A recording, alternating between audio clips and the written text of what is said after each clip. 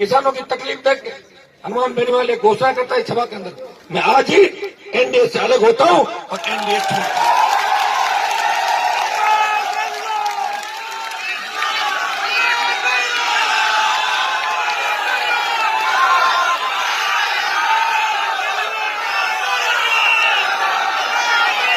बाकी हमारे मजबूत जवान अगर दौड़ेंगे, मुझे पता है कि बैरियर कहां जाएंगे और आंसू गैस के घोड़े किस साइड में जाएंगे। मैं नहीं चाहता भारतीय जनता पार्टी को तीसरे नंबर पर नहीं धकेल दिया तो मेरा नाम बदल देना। जी महाराज 5-10 मिनट हम निर्णय करेंगे कि हमें आगे क्या करना है। वो निर्णय सुनने के बाद आपको फैसला लेना है। एक निर्णय तो हमने कर लिया, एनडीए को बाय बाय विदाई दे दी। तो कहां जा रहे हो? अरे कहां जा रहे हो आप लोग? अरे कुछ नहीं करना, रुक जाओ एक बार, इधर मत जाओ।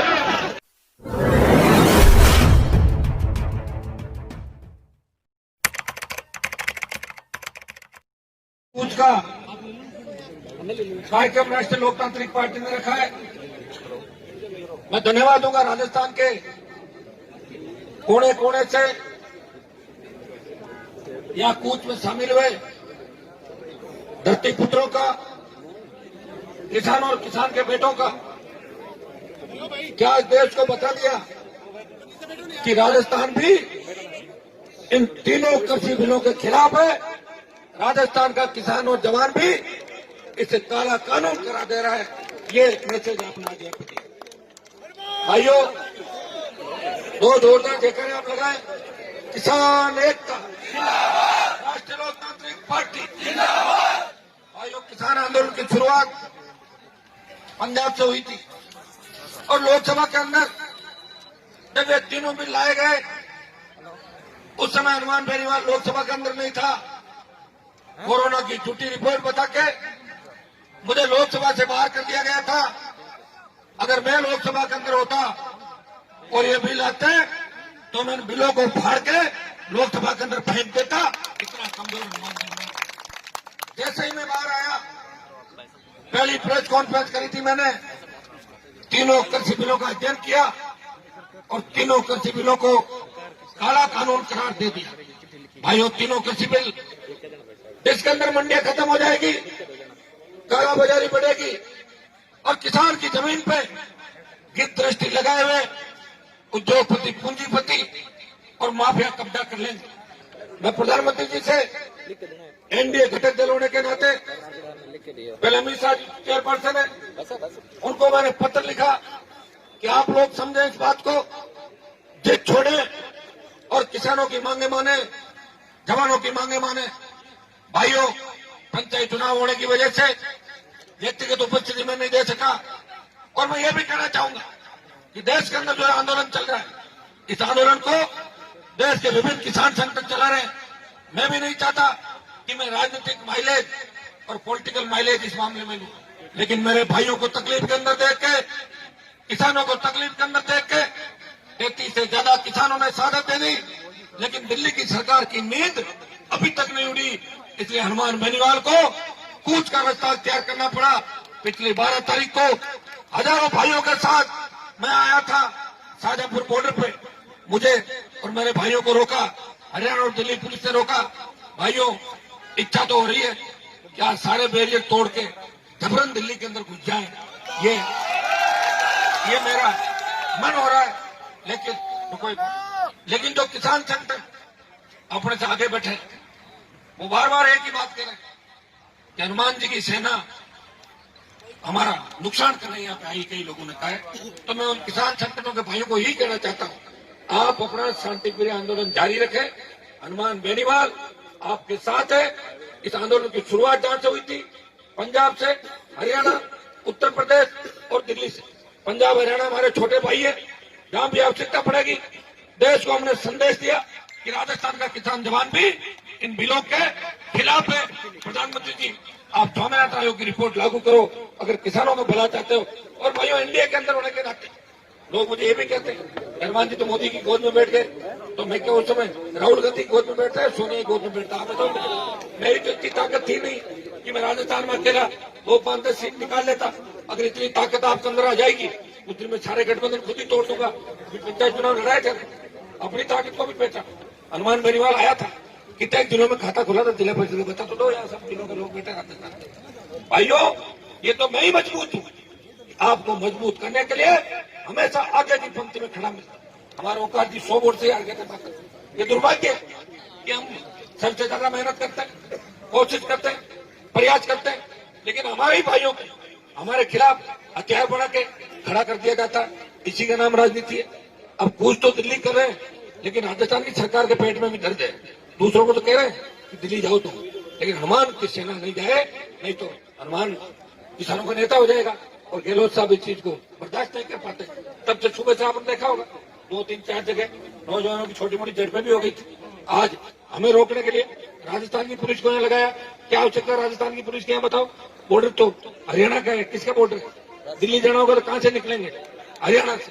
ये तो चाहते हैं पहले हमसे लड़े और फिर हरियाणा वालों से लड़े, और ये लड़ते लड़ते सड़क पे और लड़ते लड़ते रह जाए, और देश के अंदर ये मैसेज जाए कि किसान आंदोलन ठीक चल रहा था, वो तो RLP आई और हनुमान आया और आंदोलन को गलत दिशा देकर चला गया।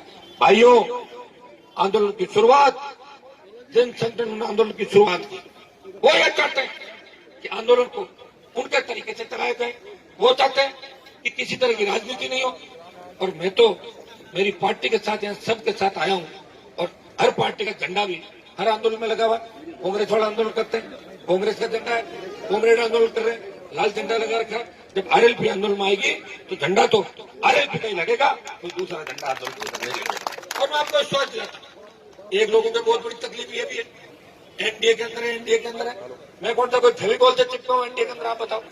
मेरा कोई फेविकॉल से तो चिपका है नहीं। और मैं घोषणा करता हूं कि तीनों कृषि बिलों के खिलाफ, बाकी जितने भी प्रधानमंत्री के बिल थे, धारा 370 से लेके जो बिल आए, हनुमान बेनीवाल ने उनका समर्थन किया। कृषि बिलों का शुरू से विरोध किया, लेकिन किसानों की दुर्दशा देख के, किसानों की तकलीफ देख के हनुमान बेनीवाल एक घोषणा करता है सभा के अंदर, मैं आज ही NDA से अलग होता हूं और NDA छोड़ता हूं।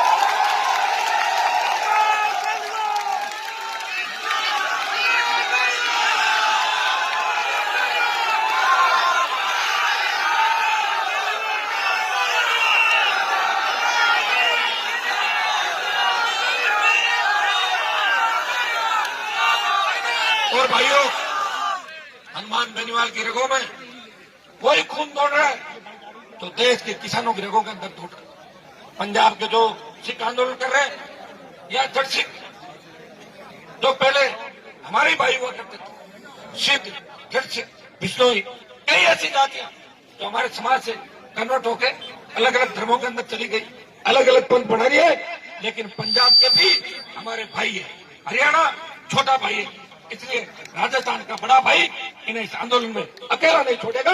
मैं देश की सरकार को चेतावनी देता हूं कि किसी भी किसान पे अगर लाठी गोली चली तो दिल्ली के अंदर जबरन घुस जाएंगे, तब देश की कानून व्यवस्था खत्म हो जाएगी। आग से मत खेलो प्रधानमंत्री जी, इनकी मदद करो। जब सरकार बैकफुट पे आ गई, आप अमेंडमेंट करने को तैयार हो तो बिलों को वापस लो। अमेंडमेंट भी लोकसभा में अंदर होगा, तब भी आपकी किरकिरी होगी। जो बात आपने कही उससे पीछे हट गए, फिर अमेंडमेंट क्यों कर रहे हो? इसका मतलब गलती मानी आपने, गलती मानी है तो तीनों बिलों को वापस लो। तब मैसेज आएगा देश के अंदर कि कांग्रेस ने जिस तरह किसानों का शोषण किया 55 साल तक, भारतीय जनता पार्टी के नरेंद्र मोदी प्रधानमंत्री बने, धारा 370 हटाई और किसानों का दिल जीता। स्वामीनाथन आयोग की रिपोर्ट लागू करी। भाइयों, अगर संपूर्ण स्वामीनाथन आयोग की रिपोर्ट लागू हो जाती है तो जो मूंग आज 7100 रुपए में बिक रहा है, वो मूंग 15,000 से ज्यादा रुपए में बिकेगा, किसान माला माल हो जाएगा। लेकिन किसानों के लिए दुर्भाग्य इस बात का है कि हमारी पार्टियों के जितने बड़े बड़े नेता है, कांग्रेस की फोटो देख रहा हूँ, बार बार कांग्रेस वाले एक ही बात कहते हैं, हनुमान जी NDA क्यों नहीं छोड़ रहे?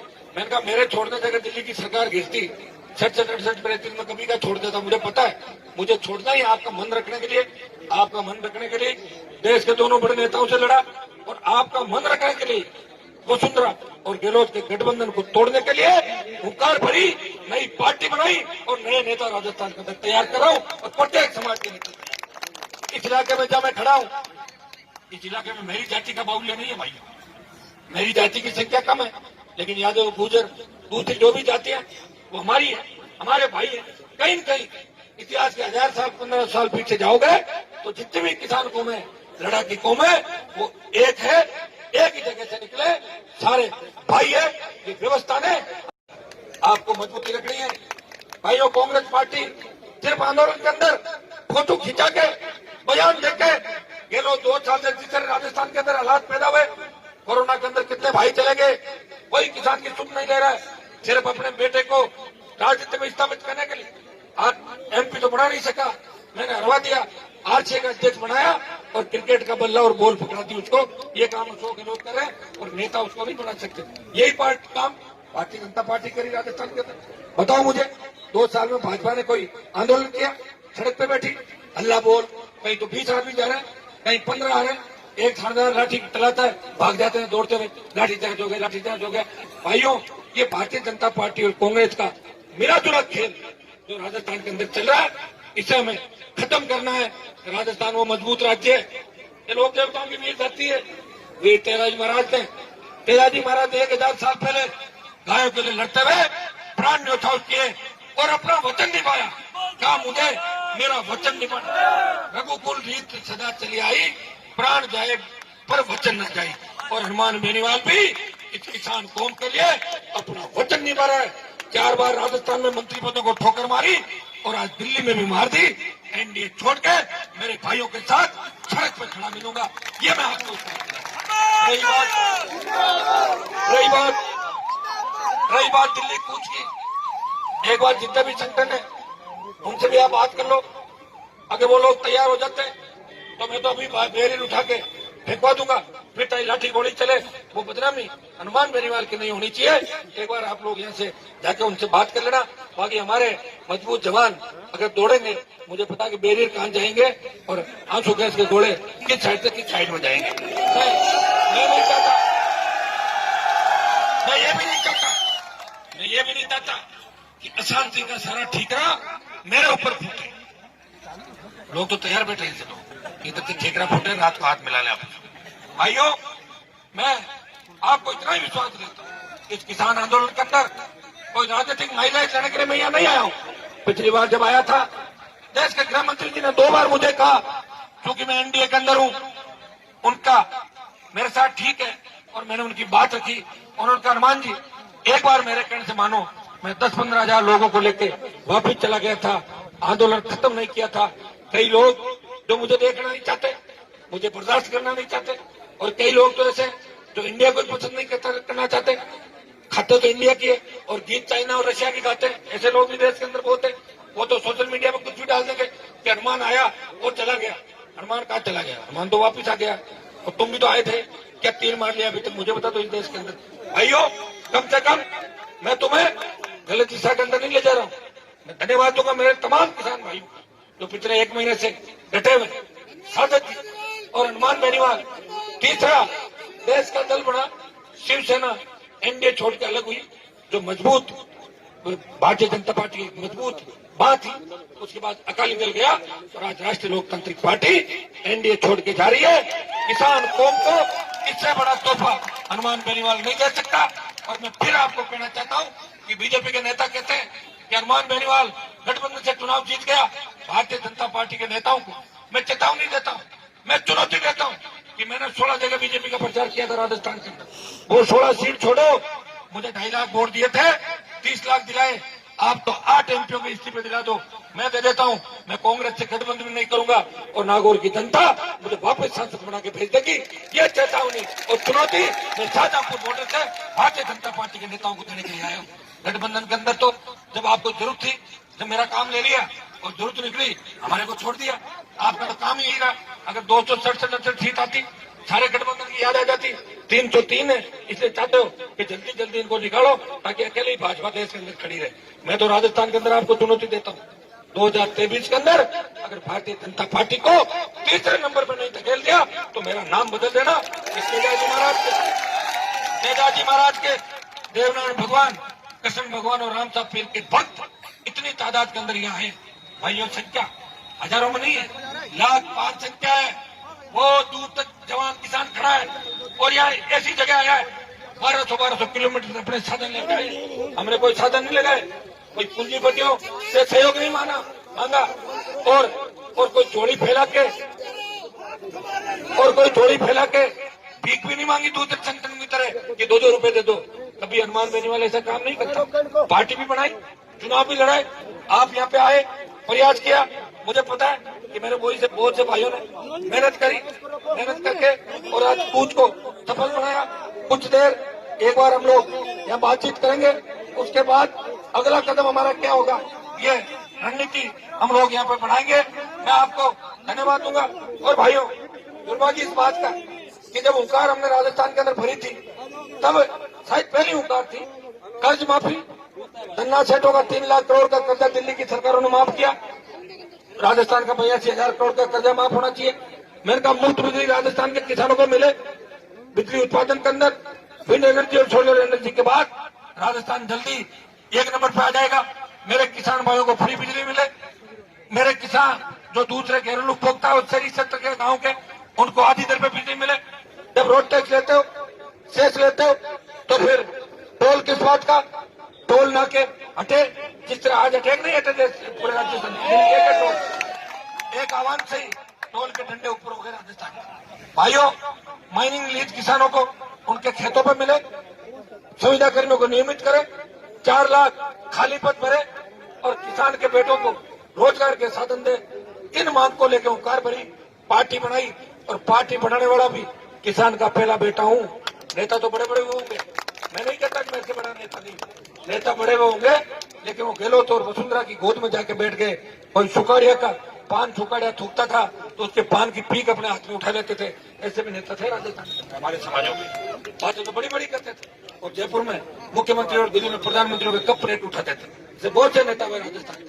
भाइयों, आपका भाई जिसने पार्टी भी बनाई और 5-5 लाख की सभाओं के अंदर हर व्यक्ति, हर नौजवान, हर किसान के बेटे को नेता बनाने का प्रयास किया। उनके स्पीच भी करवाता था, संघर्ष भी किया। 57 सीटों में उम्मीदवार लड़ाए, 9 लाख के लगभग वोट लिए। समय कम मिला, उसके बाद जो उपचुनाव हुआ, भाजपा और हनुमान बेनीवाल के अंदर गठबंधन हुआ।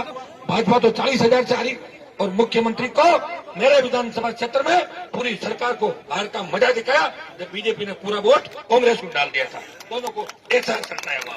और अब की बार भी कह रहे पंचायत चुनाव में आरएलपी का प्रदर्शन अच्छा नहीं रहा, तो किसका अच्छा रहा बताओ?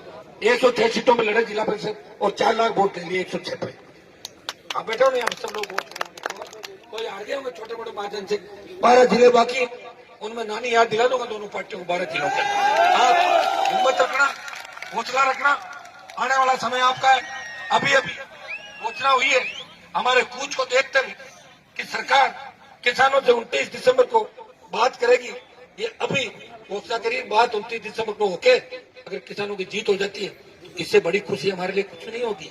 हम तो यही चाहते, हम ये नहीं चाहते दूसरे नेताओं की तरह कि प्रियंका गांधी आई, धारा 144 तोड़ी, पहले पुलिस अधिकारियों को फोन कर दिया कि मैं आ रही हूँ, मुझे गिरफ्तार करके मेरी फोटो छपवा दो, मेरी फोटो छपवा दो।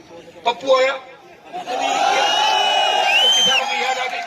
पप्पू को यह पूछो कि आपकी मम्मी ने और आपके पापा ने क्या किया था किसानों के लिए, और आपकी दादी ने क्या किया था किसानों के लिए, किस तरह इमरजेंसी लगाई थी देश के अंदर। भाइयों, हमारे लिए तो कांग्रेस और भारतीय जनता पार्टी आज की तारीख में बराबर है। राजस्थान में तो हमेशा कहता हूँ, एक सांपनाथ है, दूसरा नागनाथ है। हमें दोनों को भगाना है, किसानों की सत्ता राजस्थान के अंदर लानी है। हम बड़े भाई के रूप में चलेंगे, दूसरी 36 कौम को छोटे भाइयों के रूप में लेके हम साथ चलेंगे और राजस्थान की सत्ता पे कब्जा करेंगे। और राजस्थान की सत्ता पर अगर कब्जा कर लिया तो फिर खाली बीच में हरियाणा ही पड़ता है, दिल्ली कोई ज्यादा दूर नहीं। ये भी काम राजस्थान के जवान, मुझे अच्छी तरह याद है इस देश के अंदर 2 ही आरक्षण की बड़ी लड़ाई हुई थी। राजस्थान के वीर गुजरों ने वसुंधरा की जिद्दी सरकार को झुकाया, बेहतर वीरों ने सीने पे गोलियां खाके इस राजस्थान की निकम्मी सरकार को भगाया। सादत जी, तब देश में बात चली थी कि गुजर आंदोलन सबसे बड़ा आंदोलन है, लेकिन हरियाणा के अंदर जाट आरक्षण आंदोलन चला। मैं धन्यवाद दूंगा और नमन भी करूंगा मेरी कौम के उन बच्चों को जिन्होंने सीने पे गोलियां खाके मिलिट्री को भगा दिया और कौम का नाम देश के अंदर ऊंचा किया। भाइयों, वो सैकड़ों हजारों परिवार आज जेलों के अंदर। दुर्भाग्य इस बात का कि हरियाणा सरकार के अंदर बैठे नेता उनको भूल गए, वो जेलों के अंदर तकलीफ के अंदर है। मैं भरोसा दिलाता हूँ कि इस किसान आंदोलन में जीत के बाद हरियाणा में मेरे भाइयों को जेलों से निकलवाने के लिए भी अगर मुझे हरियाणा में कोई पद यात्रा निकालनी पड़े, कोई आंदोलन करना पड़े, तो दिल्ली में बिगुल बजाना पड़े, तो हनुमान बेनीवाल हरियाणा के मेरे भाइयों को भी न्याय दिलाएगा। गुर्जर आरक्षण आंदोलन के अंदर भी शहीद हुए भाइयों को श्रद्धांजलि देने के लिए राजस्थान की विधानसभा में हमेशा गुर्जर कौम के लिए लड़ता रहा। सचिन पायलट को मुख्यमंत्री बनाने का पूरा प्रयास किया और दोबारा जब गहलोत की सरकार गिर रही थी तभी पायलट को सीएम बनाना चाहते थे। मेरे तीनों विधायक कांग्रेस भाजपा के कई नेताओं ने कोशिश की इनको तोड़ ले, लेकिन तीनों तक से मस्त नहीं हुए और तीनों ने भारत कांग्रेस के खिलाफ प्रोटेस्ट के अंदर वोट डाला। हम वो है जो कहते हैं और करते हैं। दिल्ली वालों ने हमें कुछ दिया नहीं है, ये नहीं कोई मोदी जी और अमित शाह जी में उधार लेके आ गए तो उनकी चुकानी है। मैं तो गया था, अच्छी बात थी, हाँ भर ली और मुझे बुरी लगी तो ना दे दी। उनके बिल अच्छे थे, उनका मैंने समर्थन किया और बिल खराब है, इसलिए हनुमान बेनीवाल एनडीए से अलग हो रहा है। किसान बिलों के समर्थन में और सरकार के खिलाफ तीनों कृषि बिल अगर सरकार वापस लेती है, किसानों की जय जयकार होती है, तो इस बारे में आगे बातचीत के रास्ते खुले रखेंगे। लेकिन आज से ही मैं एनडीए से अपना समर्थन वापस लेता हूं। मैं एनडीए से अलग होने की घोषणा। आप सब अभी से सुजानगढ़ इलाके की टोल लेने के लिए निकल पड़ो। भीलवाड़ा, अजमेर, चित्तौड़ के नौजवान और हमारे पार्टी के पदाधिकारी प्रभारी छाड़ा, रायपुर के लिए टोले हो, राजसमंद और दूसरे जो इलाके, जयपुर की टीमें और टीमें वहां जाके लोगों की समस्याओं के समाधान के लिए अभी से ही संघर्ष की शुरुआत करें। भाइयों, आपने बहुत प्रेम आशीर्वाद मुझे दिया। इस प्रदेश में सबसे बड़ी रैलियां किसी ने करी वो हनुमान बेनीवाल के खाते में गई, लेकिन मैंने भी आपको कभी धोखा नहीं दिया। भाई मान के, परिवार का सदस्य मान के, हो सकता है किसी को कुछ कह भी दिया, अधिकार पूर्वक का, खुद के फायदे के लिए कहा कि आप अगर सुधरोगे आपका भला होगा, मेरा भला नहीं होगा। मेरा भला तो जब होगा जब आप सबका भला होगा। ये बात जरूर मैं पार्टी के अंदर भी कई बात आप लोगों को कहता रहता हूँ। भाई बन के, बेटा बन के आपके संघर्ष के अंदर हमेशा साथ रहा हूँ। एक बार आप सब लोग विचार विमर्श कर लें कि हमें क्या करना चाहिए और क्या नहीं करना चाहिए। तो अभी कोई यहाँ से हिलेगा नहीं। पहले मेरी बात सुनो। अभी शाहजहांपुर बॉर्डर पे बैठे हो, मैं जब तक कोई बात नहीं कहूं अंतिम, तब तक पानी पेशाब करने के लिए तो जा सकते हो, बाकी यहाँ से निकल मत जाना गाड़ियों के अंदर बैठ के। कहीं ऐसा नहीं हो मुझे अकेला छोड़कर गांव चले जाओ सारे।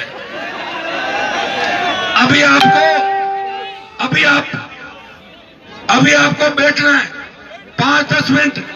हम निर्णय करेंगे कि हमें आगे क्या करना है। वो निर्णय सुनने के बाद आपको फैसला लेना है। एक निर्णय तो हमने कर लिया, एनडीए को बाय बाय विदाई दे दी। और अब दूसरा 15 मिनट का ब्रेक है।